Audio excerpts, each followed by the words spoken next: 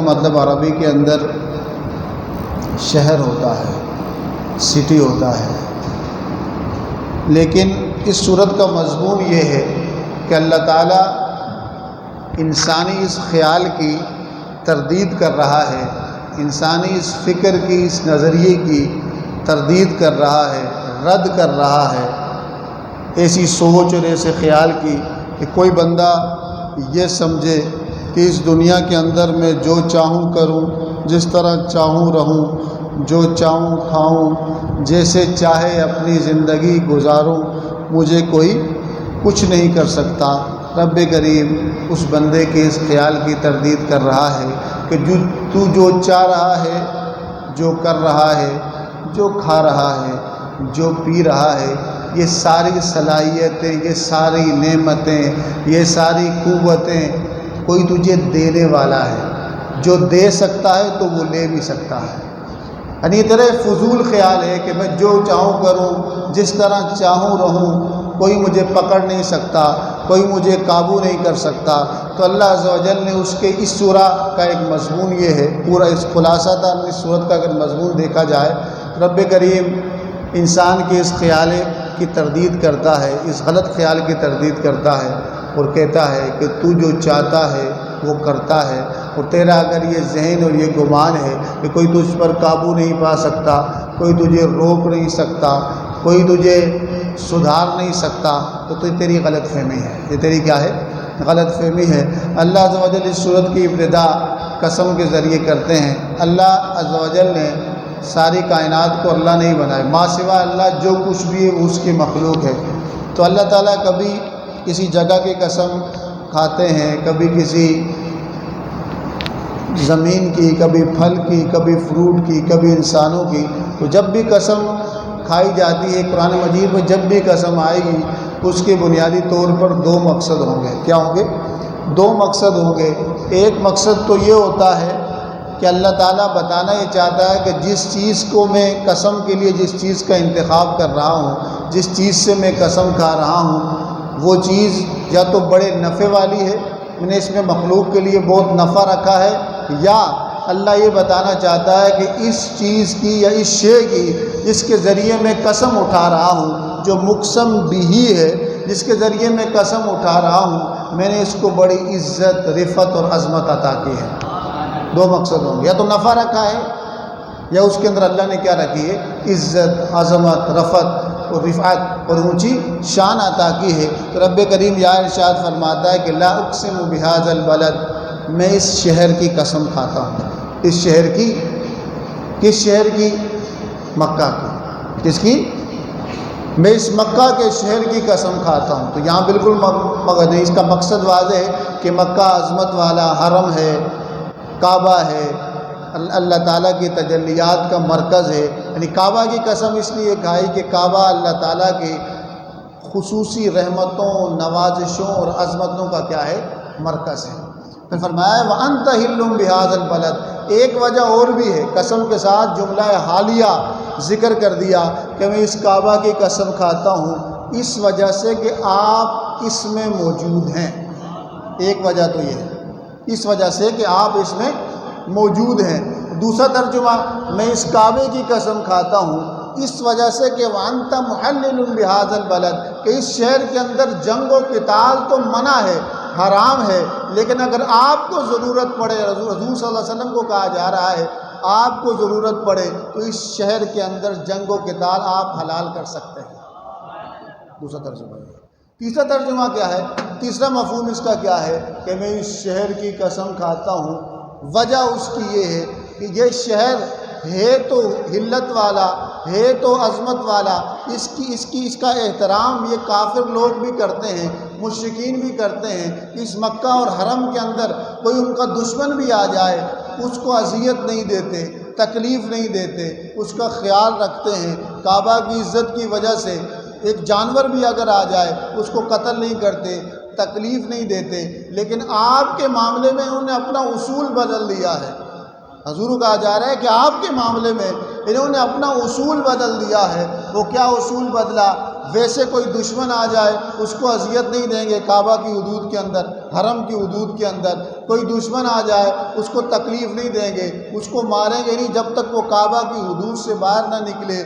لیکن آپ کے ساتھ ان کا ایسا رویہ نہیں ہے، بلکہ اگر آپ کعبہ کے اندر بھی عبادت کر رہے ہوں تو آپ کو تکلیف دینے سے باز نہیں آتے، آپ کو تکلیف دینے سے باز نہیں آتے۔ حضور صلی اللہ علیہ وسلم سے خطاب کیا جا رہا ہے تو اللہ تعالیٰ فرماتا ہے کہ قسم ہے اس شہر کی اور اس وجہ سے، اس حال میں کہ آپ اس میں کیا ہیں رہتے ہیں، ووالد وما ولد، اب سب کی قسم آ گئی، کہا کہ باپ کی بھی قسم اور اس کی اولاد کی بھی قسم۔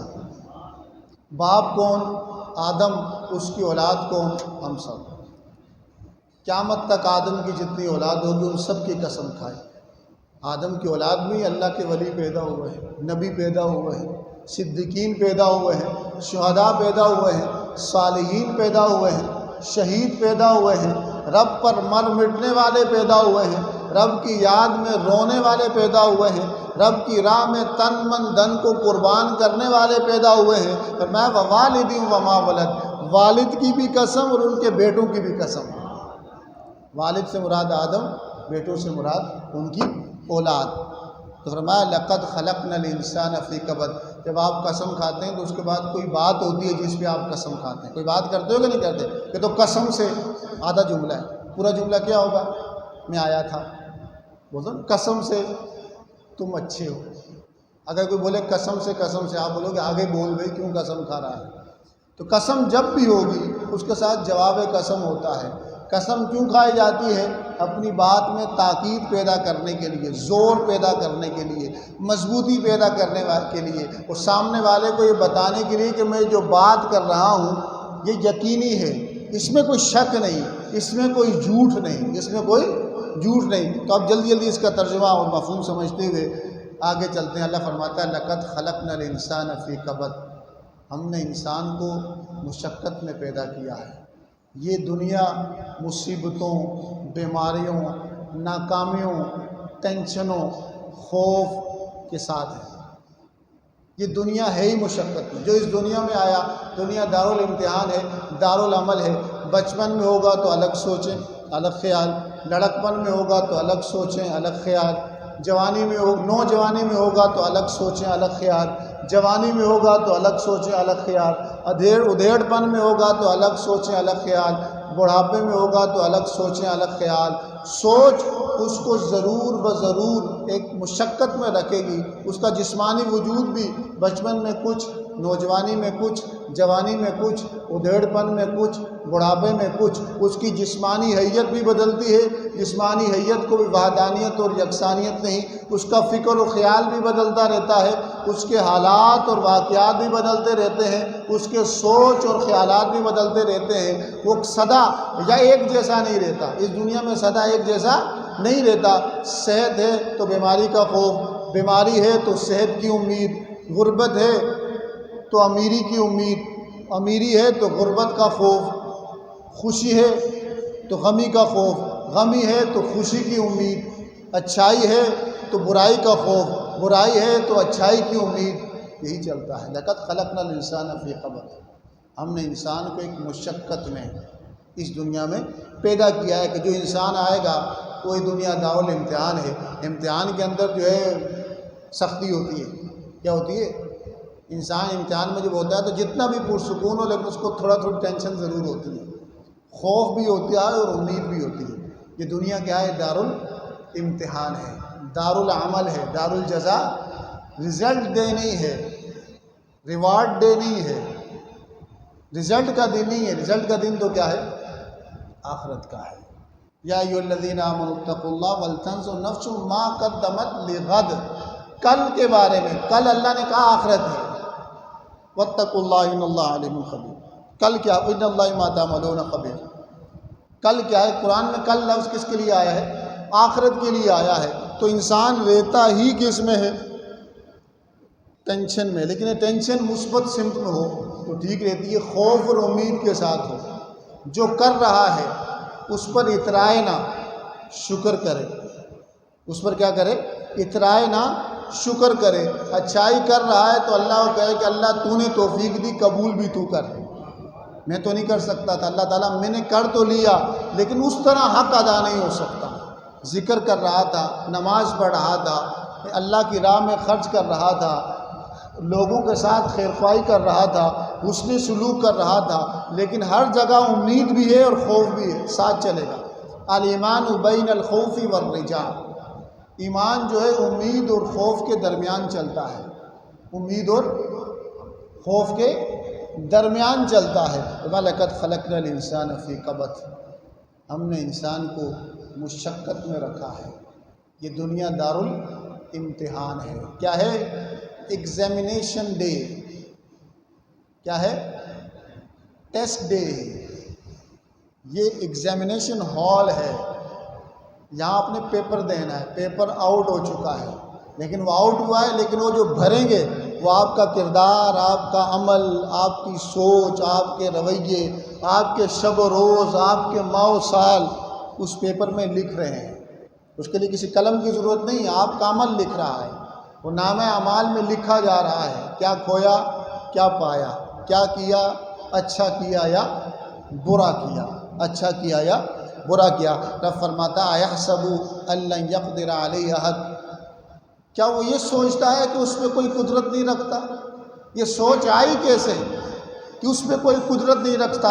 اللہ کہتا ہے میں قادر ہوں، قدیر ہوں، مقتدر ہوں، قوی ہوں، متین ہوں، قدرت بھی رکھتا ہوں، قدیر مستقل رکھتا ہوں، مقتدر دائمی رکھتا ہوں، قوی و متین قوت اور طاقت کے ساتھ رکھتا ہوں، منتقم میں انتقام بھی لیتا ہوں، قہار جبر کرنے والا بھی ہوں، قہار سختی کرنے والا بھی ہوں۔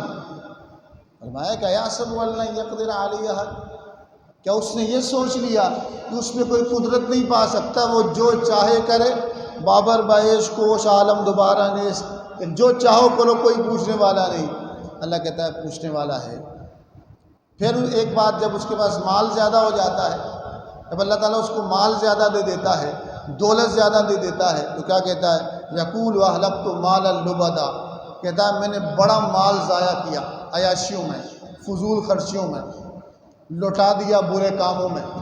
اچھائی کے لیے 1 روپیہ بھی نہیں تھا لیکن برائی کے لیے لاکھوں روپے لوٹا دیے۔ خوشی سے بتاتا ہے اَیَحْسَبُ أَن لَّمْ يَرَهُ أَحَدٌ، اللہ کہہ رہا ہے کیا وہ یہ سوچتا ہے کہ اسے کوئی دیکھ نہیں رہا؟ جب تو دیکھ رہا ہے تو تیرا بنانے والا بھی تجھے دیکھ رہا ہے، جب تو سن رہا ہے تو تیرا سنانے والا بھی تجھے سن رہا ہے۔ کہا کہ وہ سمیع ہے، اللہ نے کہا میں سمیع ہوں، سن رہا ہوں، بصیر ہوں، دیکھ رہا ہوں، بصیر ہوں، دیکھ رہا ہوں، رقیب ہوں، نگہبانی کر رہا ہوں۔ فرمایا کیا اس کی یہ سوچ بھی ہے؟ یہ سوچ کب آتی ہے؟ جب بندے کے اندر تکبر آتا ہے۔ کیا آتا ہے؟ جب اللہ نے اس کو صحت دی ہوتی ہے اور معاشی طور پر تھوڑی آسودگی دی ہوتی ہے، مال دیا ہوتا ہے اور صحت دی ہوتی ہے، تب وہ ایسا سوچ رہا ہوتا ہے۔ اگر مال لے لیا، غربت ہے تو نہیں سوچے گا، صحت دے دی، بیماری ہے تب بھی نہیں سوچے گا۔ یہ سوچ کب آتی ہے؟ جب اللہ کی 2 نعمتیں ہوتی ہیں۔ کتنی نعمتیں ہوتی ہیں؟ خصوصی طور پر 2 نعمتیں ہوتی ہیں۔ ایک کیا؟ معاشی آسودگی، دوسرا جسمانی تندرستی۔ فرمایا الم نجعل لہ عینین ولسانا وشفتین، کیا وہ یہ سوچ رہا ہے کہ اس سے کوئی دیکھ نہیں رہا؟ اللہ کہتا ہے کیا میں نے اس کو دیکھنے کے لیے 2 آنکھیں عطا نہیں کی؟ جب اللہ کہتا ہے تو دیکھ رہا ہے تو تجھے دکھانے والا بھی دیکھ رہا ہے۔ وَلِسَانًا وَشَفَتَيْن، ایک زبان اور 2 ہونٹ دیے بولنے کے لیے۔ جب تو بول رہا ہے تو جو تجھے بلا رہا ہے تو وہ بھی قوت گویائی رکھتا ہے، وہ بھی کلام کی قوت رکھتا ہے، وہ دائمی ہے اس کے پاس۔ فرمایا وَهَدَيْنَاهُ النَّجْدَيْنِ، ہم نے اس کے لیے 2 راہوں کو واضح کر دیا، خیر اور شر واضح کر دی، اچھائی اور برائی واضح کر دی۔ انبیاء کے ذریعے، وحی کے ذریعے ہر بات اس کے سامنے، جھوٹ سچ کیا ہو گیا؟ واضح ہو گیا۔ اب چاہے وہ اپنے دل کو تسلی دیتا رہے، دل کی تسلی کے لیے خیال اچھا ہے، چاہے وہ اپنے دل کو جھوٹی تسلیاں دیتا رہے، میں بڑا نیک ہوں، میں بڑا متقی ہوں، میری نگاہیں بڑی محفوظ ہیں لوگوں کے سامنے، اندرون خانہ اس کا دل اس کو کہتا ہے بل انسان علی نفسہ بصیرہ ولو القی معاذیرہ، سب سے بڑا گواہ انسان کے نفس پر انسان خود ہے، وہ خود ہے۔ کہ وہ اچھا ہے یا وہ برا ہے۔ اس لیے حضور نے کیا فرمایا تھا کہ استفتی قلبک، اپنے دل سے بھی پوچھ لیا کر، میں کیسا ہوں میرے بارے میں بتائیں، میں کیسا ہوں میرے بارے میں آپ بتائیں، ڈائری میں لکھ کے بتائیں میں کیسا ہوں۔ وہ کیا بتائے گا؟ میں کیسا ہوں مجھے ہی بتائے یا میرے رب کو بتائے، اور کسی کو نہیں۔ انسان ہمارے ظاہری اعمال کو دیکھ کر ایک تجزیہ قائم کرے گا، ہماری گفتگو کو سن کر ایک تجزیہ قائم کرے گا، لیکن حقائق کیا ہیں، نیتیں کیا ہیں، ارادے کیا ہیں، یہ اللہ جانے یا بندہ جانے، اللہ جانے یا بندہ جانے۔ تو فرمایا کہ فلقتحم العقبہ، اس نے تو وہ دشوار گزار مشکل راستہ کراس ہی نہیں کیا۔ وما ادراک ما العقبہ، وہ مشکل راستہ کیا ہے؟ فک رقبہ، مال خرچ کرنا سب سے مشکل کام۔ نیک کام میں جائز جگہ پہ مال خرچ کرنا آزمائش ہے۔ ناجائز جگہ پہ سب خرچ کرتے ہیں،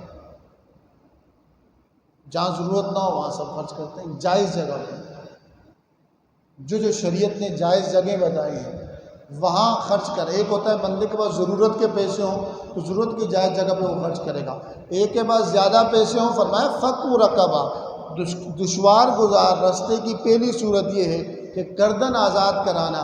کوئی غلام تھا، اپنی غلامی سے نجات نہیں پا سکتا تھا، اس کو تم نے پیسے دے کے غلامی سے نجات دے دی، یا کوئی قرض دار تھا، اپنا قرضہ ادا نہیں کر سکتا تھا، خیر خواہی کے جذبے کے تحت کہ رب کی مخلوق ہے، اللہ خوش ہوگا، اس کا قرضہ ادا کر کے اس کو اس مصیبت سے جان چھڑائی، کہا یہ اصل راستہ ہے۔ او اطعام فی یوم ذی مسغبہ، قحط کے سالوں میں، بھوک کے دنوں میں، جب غلہ ختم ہو جائے، قحط پڑ جائے، بندے کے پاس مال و دولت ہو، پھر وہ خرچ کرے اپنے مال و دولت کو۔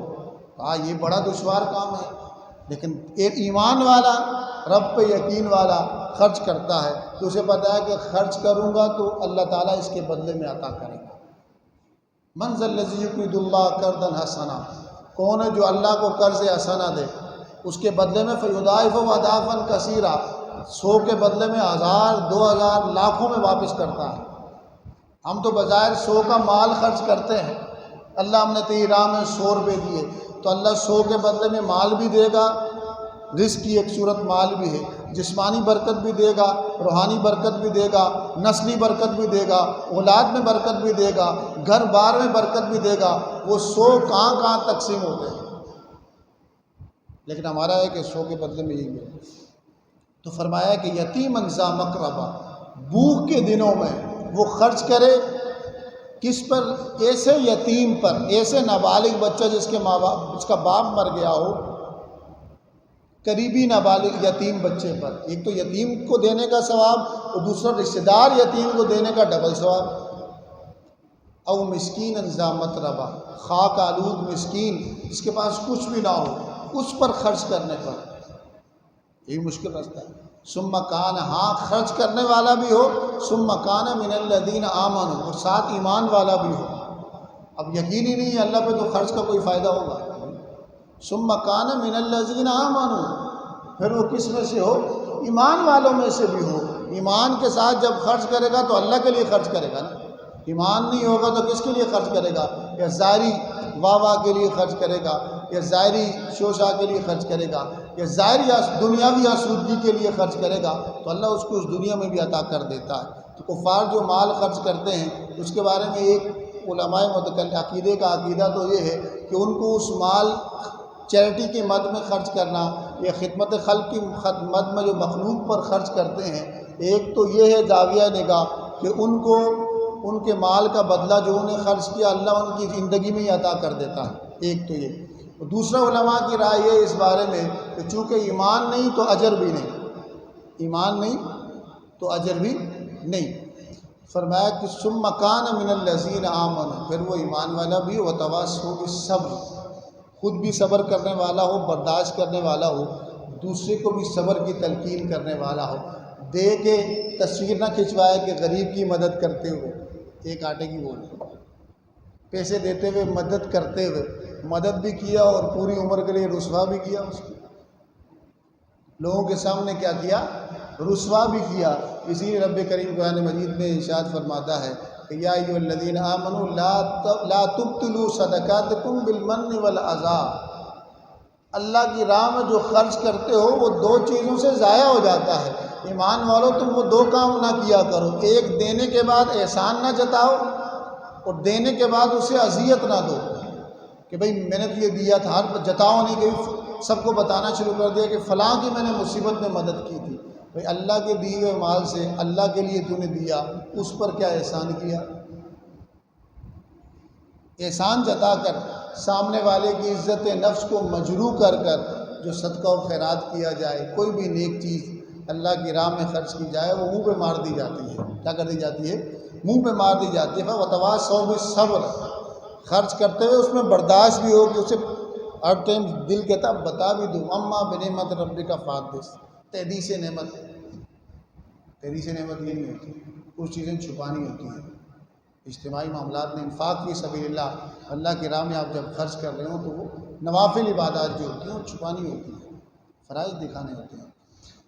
وتواصوا بالمرحمہ، اور ایک دوسرے کو رحم کی تلقین بھی کرتا ہو، خود بھی رحم کا جذبہ ہو، ہمدردی کا جذبہ ہو، اور دوسروں کو بھی ہمدردی کی تلقین۔ دیکھیں دو ایک وتواصوا کا لفظ آیا ہے، اس کا مطلب یہ ہے کہ خود بھی صبر کرتا ہو، دوسروں کو بھی صبر کی تلقین کرتا ہو، تاثیر بڑھ جاتی ہے۔ وتواصوا بالمرحمہ، ہمدردی رحمت کی تلقین کرتا ہو، مطلب یہ کہ خود بھی رحم کرنے والا ہو، دوسروں کو بھی رحم کرنے کی تلقین کرے گا تو تاثیر بڑھ جائے گی۔ تاثیر کیا ہوگی؟ اولئک اصحاب المیمنہ، یہی وہ لوگ ہیں جو دائیں سائڈ پر ہوں گے جنت کی لائن میں۔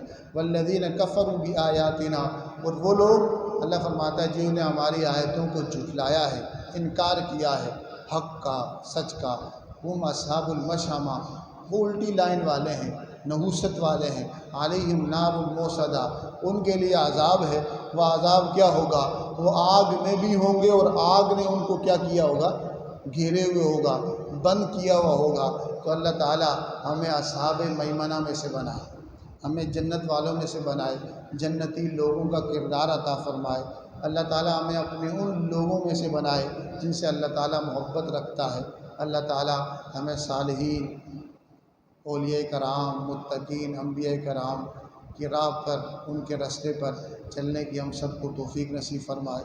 یہ سورۃ البلد کا مختصر سا خلاصہ تھا، جس میں اللہ تعالیٰ اس انسان کی جو تکبر میں مبتلا ہو کر بعض سچائیوں کا، حقائق کا انکار کر دیتا ہے، اللہ تعالیٰ اس کے اس عقیدے کی، اس سوچ کی نفی کر رہے تھے، رد کر رہے تھے اپنی نعمتوں کے اظہار کے ساتھ۔ اللہ عز و جل ہمیں تکبر سے بھی بچائے اور ناشکری سے بچائے۔ جو کچھ سنا اس پر عمل کرنے، دوسروں تک پہنچانے کی توفیق نصیب فرمائے۔ وما علیہ الا البلاغ المبین۔